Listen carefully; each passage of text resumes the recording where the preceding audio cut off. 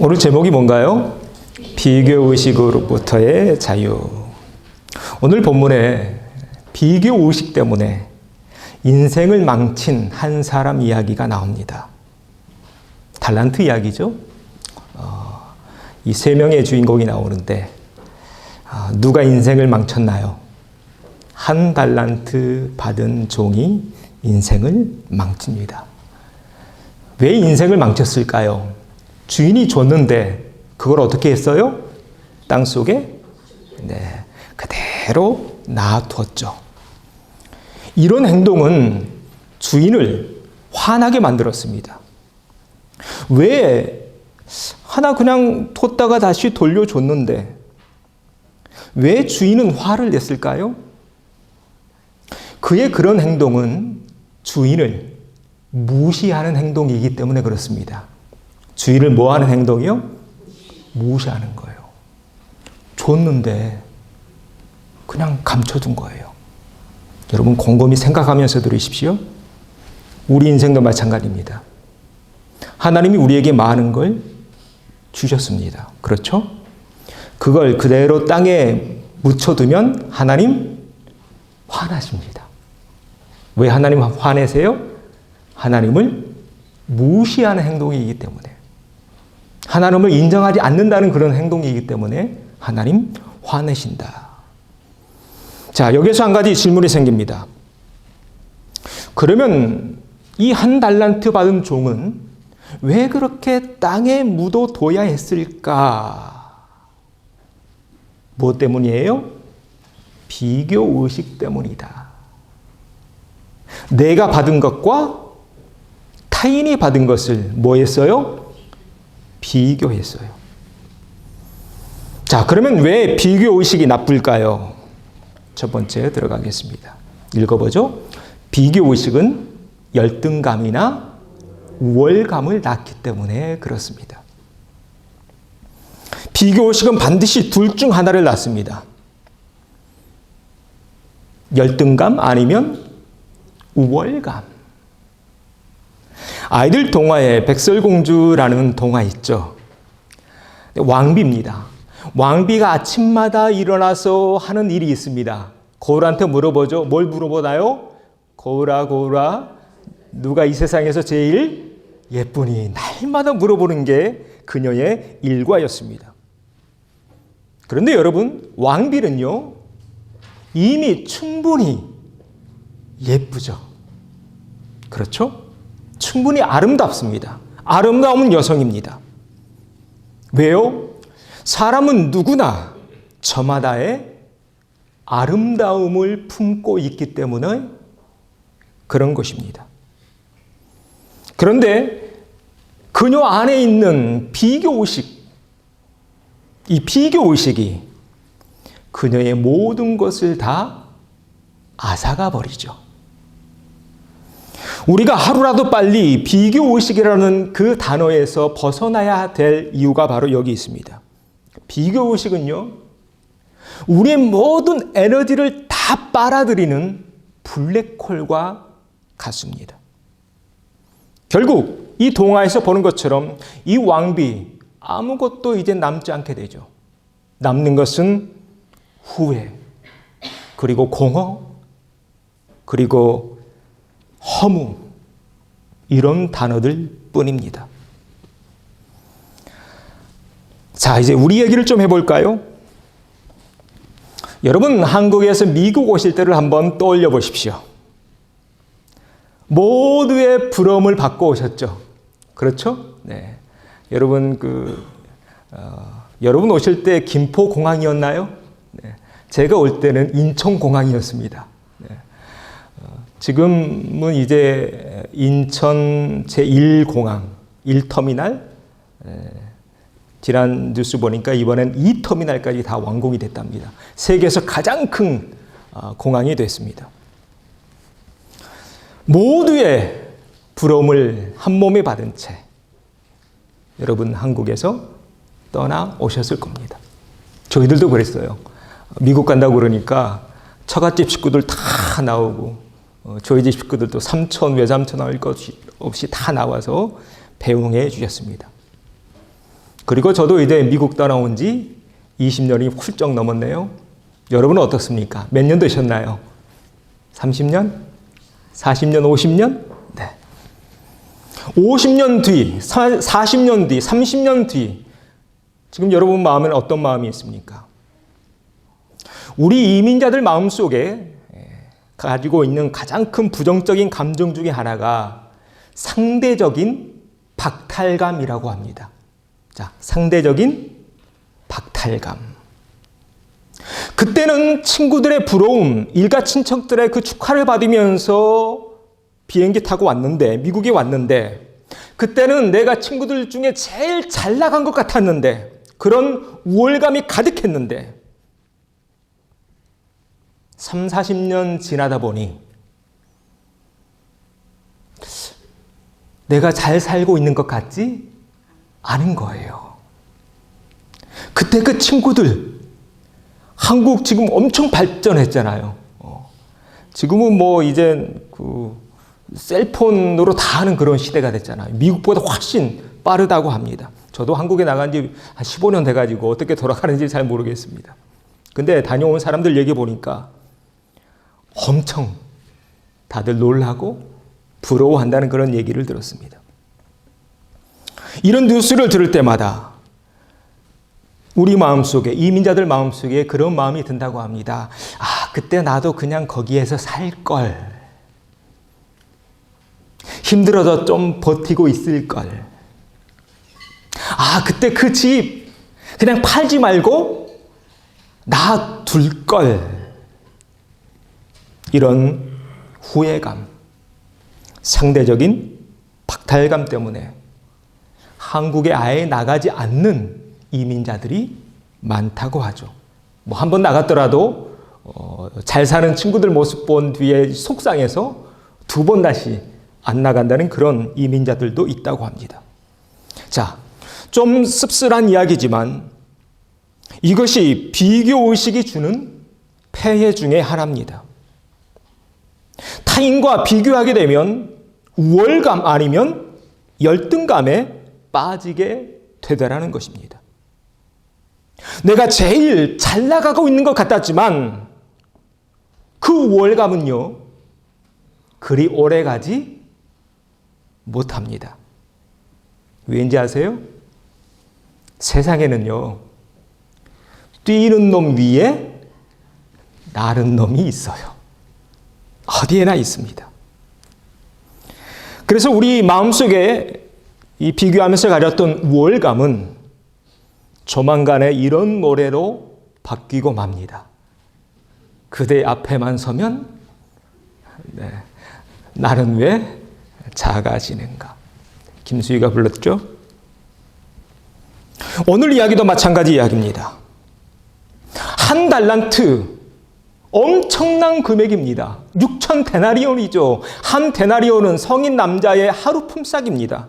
그러니까 6천일을 하나도 쓰지 않고 그대로 모아야 모을 수 있는 돈이 한 달란트였던 것입니다. 그런데 그 어마어마한 것을 어떻게 했나요? 땅속에 묻어두어 버립니다. 왜 그랬을까요?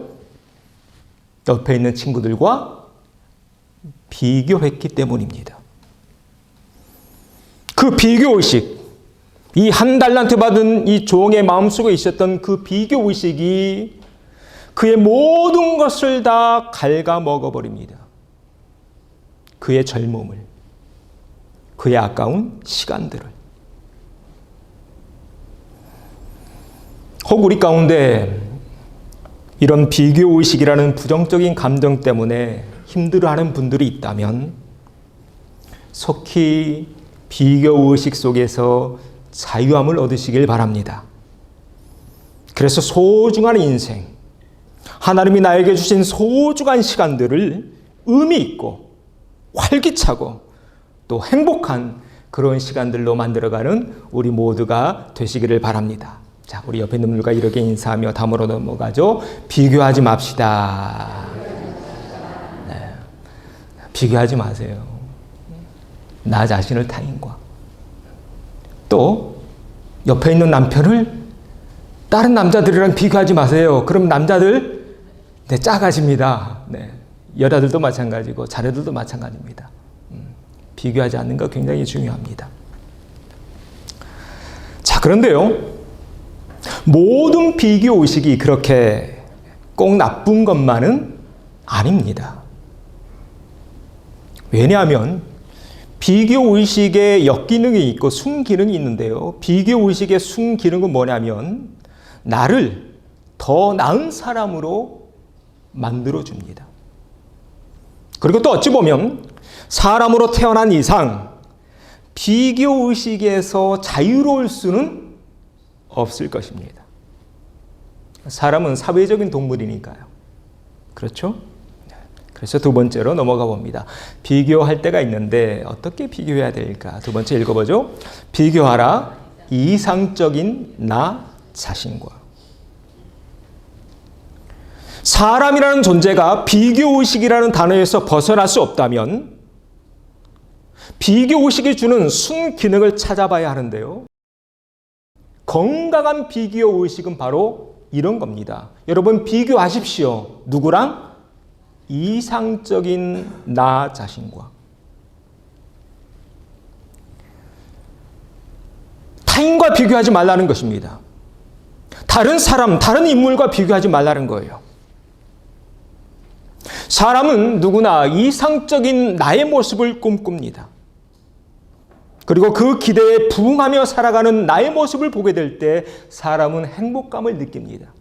그렇지 못할 때는 불행감을 느끼죠. 그런데 언제 문제가 발생하나요? 내가 그린 나의 이상적인 모습이 아니라 타인이 그려준 이상적인 모습, 엄마 아빠가 주입해 놓은 이상적인 모습과 비교해 갈 때 문제가 생깁니다. 그럴 땐 자꾸 다른 사람과 비교하게 되죠. 타인과 비교하면 뭐가 생긴다고요? 두 가지 감정, 우월감 아니면 열등감. 자, 그러면 옆 사람과 비교하면 우월감 아니면 열등감이 생기는데 왜 그런 감정, 그런 부정적인 감정이 생기는 것일까요? 내 주변에 있는 모든 사람들을 경쟁의 대상으로 여기기 때문에 그렇습니다. 자, 어떤 대상이요? 경쟁의 대상. 내가 저 사람보다 더 나은 사람이다라는 이런 마음이 들 때 우월감이 깃듭니다. 반대로 나는 왜 쟤보다 못하지? 이런 마음이 들 때 우리 마음속엔 열등감이 들어옵니다. 인간관계에서 모든 관계를 이렇게 우월 또 승패 이런 것만 따진다면 이 얼마나 슬픈 인생입니까? 그래서 그런 말이 있죠. 사돈이 땅을 사면 축하해 줘야죠. 그죠? 네. 사돈이 땅을 사면 축하해 줘야 되는데 반대로 배 아파 죽습니다. 그런 사람이 되고 만나는 것입니다. 비교하면요. 모든 것에 우열을 따지고 모든 것에 등수를 매기고 모든 것에 승패를 가르면서 살면 오늘 본문에 나오는 이 한 달란트 받은 종의 가장 큰 실수가 이것입니다. 그는 옆에 있는 친구들을 동역자로 여기지 않았습니다. 어떤 상대로 여겼을까요? 경쟁해서 내가 이겨야 되는 그런 상대로 여기며 살고 있습니다. 그러니 옆에서 이렇게 칭찬받고 있음에도 불구하고 칭찬한다는 한마디 말도 못 해주고 있었던 것입니다. 여러분, 이 얼마나 몸이 건조한 인생인가요? 그러나 곰곰이 한번 생각해 보십시오. 오늘 본문에 나오는 종들 다 종이죠. 그렇죠? 다 종입니다. 자, 다 종인데 종에게 있어서 많이 받았다는 것, 또 적게 받았다는 것이 무슨 의미가 있나요? 의미 없습니다. 왜 의미 없나요? 그렇게 주인에게서 받은 것, 다시 그대로 주인에게 돌려줘야 하니까요. 그래서 의미 없다는 것입니다. 거기에 목숨 걸지 말자는 것입니다. 그래서 우리가 새벽마다 나눈 욥기에 이런 말씀이 나오죠. 욥기 1장 21절 읽어보죠. 주신 이도 여호와시오, 거두시는 이도 여호와시오니. 생각해 보자는 거예요. 결국 다 그거 누가 주신 거예요? 주인, 하나님이 주신 거잖아요. 그거 다 가지고 갈 수 있나요? 다 놓고 갑니다. 누가 다 거두고 가세요? 또 하나님이 다 거두고 가세요. 언젠가는 다 돌려줘야 돼요. 그래서 욥이 또 21장에서 이렇게 고백하죠. 지난주에 했던 큐티입니다. 읽어보죠. 그러나 그들의 행복이 그들의 손 안에 있지 아니하니 악인의 계획은 나에게서 멀구나. 여기서 그들은 아래에 나오는 악인입니다. 악인들은 하나님을 떠나 있습니다. 온갖 비리와 악행을 저지르면서 부귀와 영화를 누리면서 살아가는 사람들입니다. 그런데요, 욥이 말합니다. 그들의 계획은 나에게서 멀어. 그들이 지금 손에 쥐고 있는 거 행복해 보이지만 나는 그런 인생, 그런 계획, 나에게는 거리가 멀어. 나는 조금 더 부럽지 않아. 왜요? 그것이 행복인 것 같지만 행복이 아니라는 것을 욥은 알기 때문에 그렇습니다. 자, 오늘 본문의 이야기를 보십시오. 언젠가는 다 놓고 가야 합니다. 다 놓고 가야 하는데 내가 5을 받았건 2를 받았든 하나를 받았든 그것이 무슨 의미가 있나요? 왜 그렇게 다른 사람과 비교해 가면서 경쟁하면서 살아야 하나요? 왜 타인의 행복을 나의 패배로 느끼면서 살아야 하나요? 각자의 몫이 다르다면 그 각자의 몫대로, 각자의 사명대로 살다 가면 족한 것 아닐까요? 자, 오늘 이야기에서 5달란트 받은 종이 있고 2달란트 받은 종이 있고 1달란트 받은 종이 있습니다. 그런데요, 5달란트 받은 종, 이 5을 받았다는 것은 누구와 누구 사이의 문제인가요? 이 5달란트 받은 종과 주인 사이의 문제입니다. 그렇죠? 2달란트 받은 종을 보십시오. 이 종도 마찬가지입니다. 누구와 누구 사이의 문제인가요? 2를 받은 나와 하나님 사이의 문제입니다. 하나를 받은 종을 보십시오. 이 또한 마찬가지입니다. 하나를 받은 것은 하나를 받은 나와 주인 사이에 있었던 문제라는 것입니다. 하나님이 주신 나의 몫이 하나라면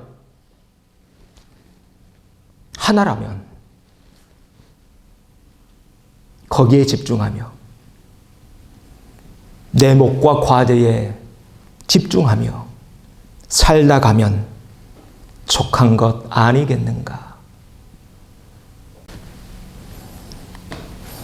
한 소년이 거울을 보면서 이 머리를 빗고 치장을 하고 있었답니다. 그런데 그 시간이 너무 오래 가는 거예요.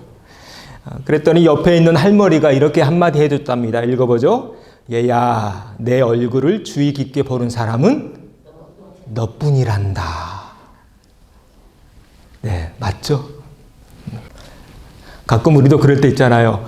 너무 거울에 푹 빠져가지고 오늘 늦으신 분 계시나요? 거울 보다가 네.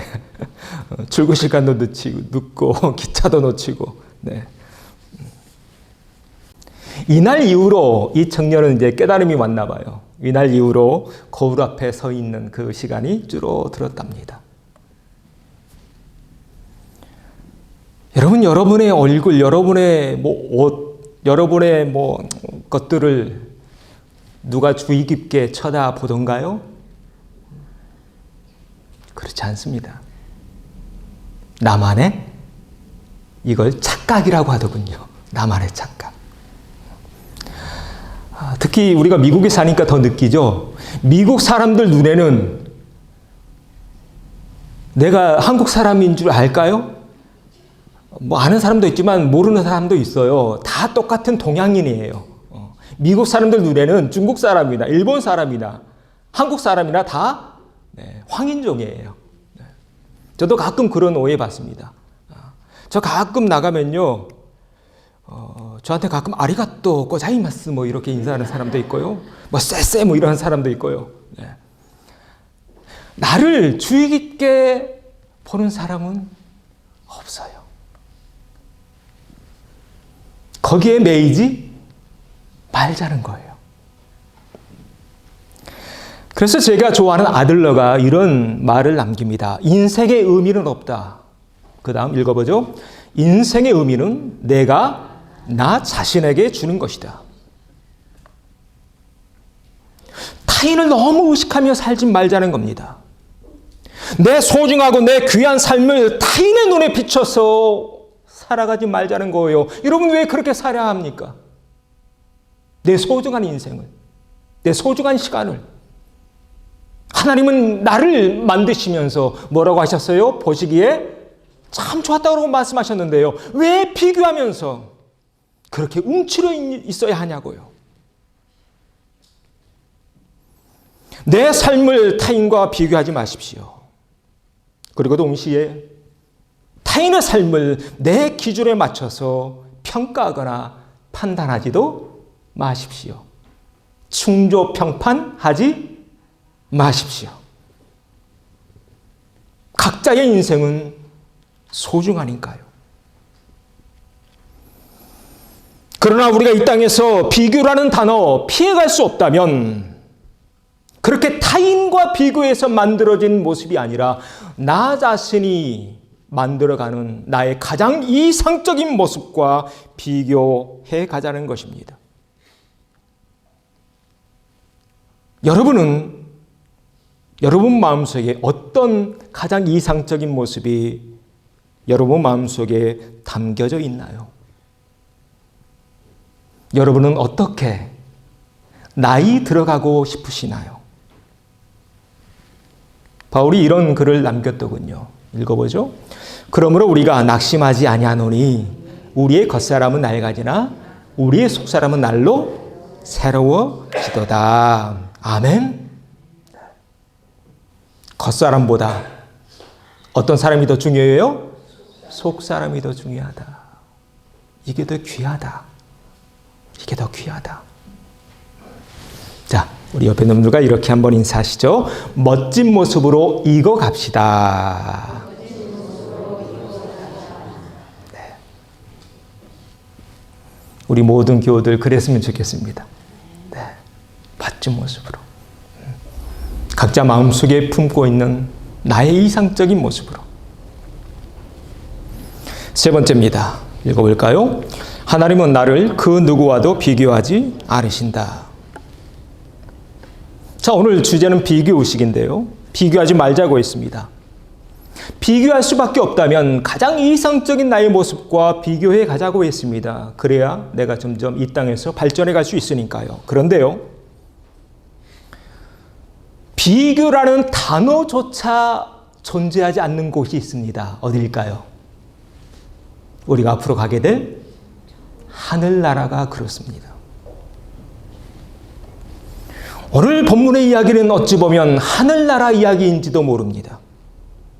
오늘 본문은 우리가 천국에 가게 되면 제일 먼저 마주하게 될 장면이니까요. 주인이 종들을 다 불러 모으죠. 그래서 뭐 하나요? 셈을 합니다. 우리도 언젠가는 하나님 앞에 설 날이 올 겁니다. 그때 제일 먼저 뭘 할까요? 셈을 하게 될 것입니다. 그런데 이 장면에서 유심히 봐야 될 대목이 있습니다. 그렇게 주인은 종들을 다 불러 모아서 셈을 하고 있는데요. 종들 사이를 비교하지 않으셨다는 거예요. 주인이 관심 있어 하는 건 뭐냐? 각자가 이 땅에서 얼마를 남기고 왔는가에만 집중하십니다. 5을 남겼다고 해서 옆에 2이나 하나와 비교하지 않았습니다. 2를 남기고 왔다고 해서 옆에 5이나 하나와 비교하지 않으셨어요. 하나님은요, 우리 사람과 어떻게 관계하시냐면 1:1로 관계하십니다. 자, 어떻게 관계하신다고요? 1:1. 꼭 기억하십시오. 왜 하나님은 1:1로 관계하실까요? 한 사람 한 사람이 소중하기 때문에 그렇습니다. 하나님이 나에게 5을 주셨을 수도 있습니다. 2를 주셨을 수도 있고요. 1를 주셨을 수도 있습니다. 그렇게 나눠주고 있는 장면이 나오는데 그렇게 나눠주는 것, 이것은 전적으로 누구의 몫인가요? 하나님의 몫입니다. 내가 받고 싶다고 해서 5을 준 것도 아니고 내가 받고 싶지 않다고 해서 1를 준 것 아니라는 것입니다. 주신 이는 누구세요? 하나님입니다. 하나님의 주권에 달려있는 문제입니다. 이건 내가 어찌할 수 없는 것 중에 하나잖아요. 지금도 마찬가지죠. 어떤 이는 얼굴 하얀 백인으로 태어납니다. 어떤 이는 까만 흑인으로 태어납니다. 어떤 이는 노란 우리 유색인종, 황인종으로 태어납니다. 여러분 그거 선택하고 나오셨나요? 그렇지 않습니다. 하나님이 각자 달리 주셨습니다. 누구 마음인가요? 하나님 마음입니다. 하나님의 주권에 관련된 문제입니다. 이 하나님의 주권을 오해하지 마십시오.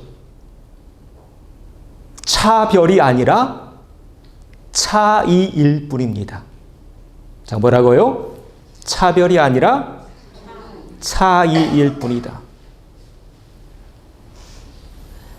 좀 더 쉬운 예를 하나 들어보죠. 오늘 아침에 식사하고 오셨나요? 밥 드시고 오셨어요? 네.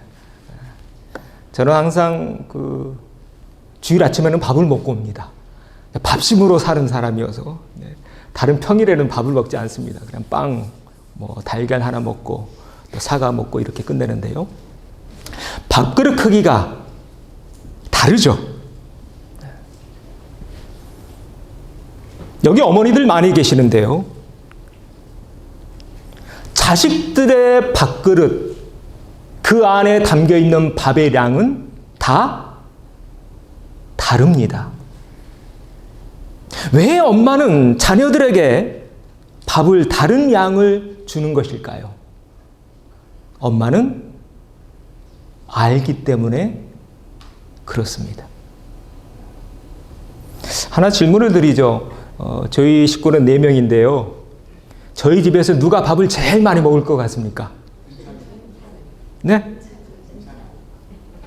은찬이요? 우리 집에서는요, 우리 마님이 제일 많이 드십니다.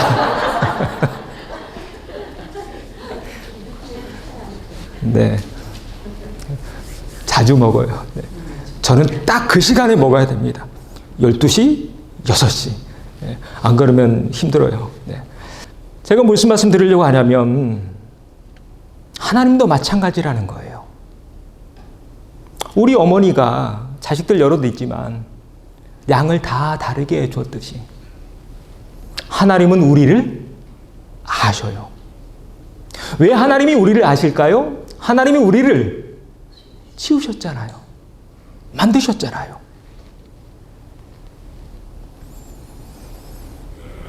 다만 그 목적과 쓰임새가 다를 뿐이라는 겁니다.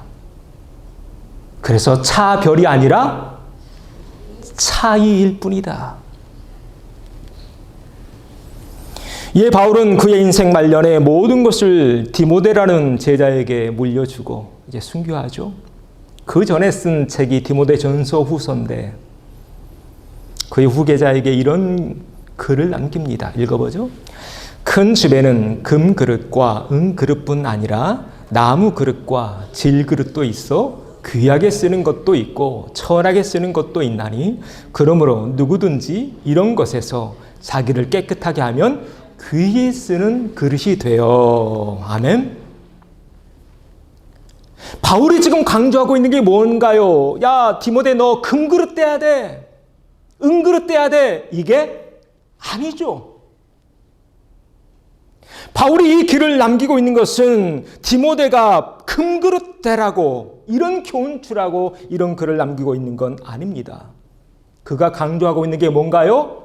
자기를 깨끗하게 해라. 중요하지 않다는 거예요. 금그릇이든 은그릇이든 나무그릇이든 질그릇이든 이게 중요하지 않다는 거예요. 뭐가 중요해요? 깨끗한 그릇이어야 돼. 여러분 중요하지 않습니다.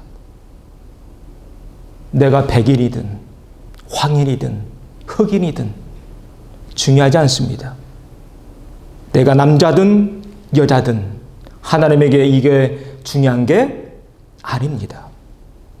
하나님이 중요하게 여기시는 것은 뭐예요? 내가 얼마나 깨끗한 그릇을 준비하면서 살아가고 있는가. 여러분 그렇잖아요. 아무리 금으로 만들어진 그릇이라고 해도 깨끗하지 않으면 누가 거기에 음식을 넣어 먹겠습니까? 깨끗한 그릇. 하나님은 깨끗한 그릇을 사용하시더라. 바라기는 우리가 추구해야 될 삶의 이정표가 바로 이것이어야 될 줄로 믿습니다. 자, 이렇게 인사하시죠. 깨끗한 그릇 됩시다. 언제 내 인생이 주님 주신 자유함으로 가득할 수 있을까요? 어떻게 해야 쓰임받은 인생 살다가 하늘나라 갈 수 있을까요? 하나님이 나에게 몇을 주었든 내 그릇이 어떤 그릇이든 거기에 감사하고 거기에 집중하며 이렇게 깨끗한 삶, 순전한 삶을 살아갈 때 하나님이 우리 삶을 보시면서 기뻐하실 줄로 믿습니다. 그 예를 보여주신 분이 누구예요? 십자가에 달리신 예수님이 보여주셔요.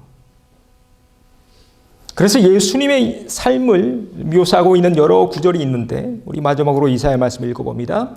그는 주 앞에서 자라나기를 연한 순 같고 마른 땅에서 나온 뿌리 같아서 고운 모양도 없고 풍채도 없은즉 우리가 보기에는 흠모할 만한 아름다운 것이 없도다. 아무것도 없었대요. 고운 모양도 없고 풍채도 없고 흠모할 만한 아름다운 것도 없어 보이셨던 그분이 우리 인류를 구원하십니다. 할렐루야. 우리도 예수님처럼 각자의 사명에 집중해 가시면서 하나님의 순전하고 깨끗한 도구로 쓰임받다가 하나님 앞에 섰을 때 칭찬받는 주의 일꾼들 되시기를 주의 이름으로 축원합니다.